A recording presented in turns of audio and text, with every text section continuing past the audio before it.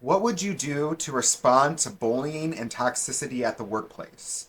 For far too many people, the answer is usually insufficient and either involves ignoring the problem or minimizing the problem as a personality conflict. And if that sounds familiar to you, you're not alone. Many folks have mishaps or make mistakes when they are trying to address workplace toxicity and bullying. That's why in this video we're going to learn 3 common mistakes people make when they are trying to address workplace toxicity and bullying.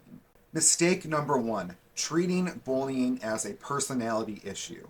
Too many leaders and managers view bullying as being about a personality issue, about a clash between 2 strong personalities. Unfortunately, that is usually an insufficient way to understand the situation. Viewing it as a personality clash or a personality issue kind of blames both individuals, that both individuals have a strong personality. Both of them are to blame for this tension that is being caused. But when bullying is happening, it is usually directional. It is one person attacking another individual. It is targeted. And so when we name it as a personality conflict, that is minimizing the harm that one person is actually causing to another. Oftentimes, bullying is targeted, it's repeated, and it harms the victim in terms of their mental health and their ability to perform on the job. And so when we just say personality conflict, we gloss over the issues that is actually happening. And we actually kind of provide a little excuse for the bully in terms of their behavior by just saying both are at fault. So what should we do instead? We need to make sure that we're using clear, concise, and unambiguous language to describe the issue of bullying and toxicity. Name what is happening as such. Name it bullying, say it's toxicity, say it's harassment, say it's abuse.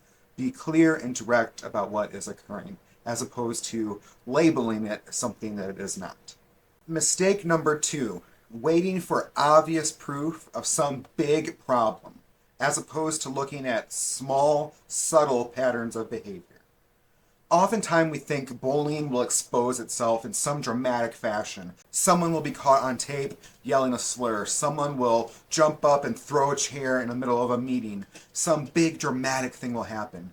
But bullies are smart, and oftentimes bullying happens in much smaller, subtle ways. A small comment in passing, ignoring somebody or keeping them off an email, excluding somebody from an important meeting. Those kinds of things are smaller, subtle patterns of behavior that add up over time. So instead of waiting for that big moment of obvious harm, keep track of the subtle things that people are reporting that are causing them either mental anguish or they're making it harder for them to do their job. For example, if someone is left off an email, that they need to have that information, and this happens repeatedly over and over again. They keep not getting the information they need to do their job. That subtle action might be evidence of bullying before anyone starts shouting. So be proactive and start training people in the workplace about the subtle signs of bullying so that hopefully by training folks you'll be able to prevent the bullying from happening in the first place. And that's exactly one of the things I talk about in my book, Surviving 1,000 Cuts. Mistake number 3 is prioritizing the organization's image over people's safety. Look, I get it. Having a reputation that your organization is not a safe place to work can be harmful. But we need to prioritize people's safety over top of our organization's image if we're actually going to create a safe environment where people don't think of the organization as having an unsafe environment. And so oftentimes the move is to downplay the issue, think of something else that needs to be focused on, and treat the bullying in kind of PR-friendly terms, right? Spinning it as a personality issue as opposed to an issue with toxicity and bullying. Leaders may even go so far to protect the organization's image that they'll attack people who are reporting the abuse. That is exactly the wrong thing that you should do if you want to maintain the staff that you have. You do not want to have high turnover, and you don't want your staff reporting depression, anxiety at work. If we silence the victim of bullying to either preserve our organization's brand or to protect the bully, then you are telling the victim that they do not matter there.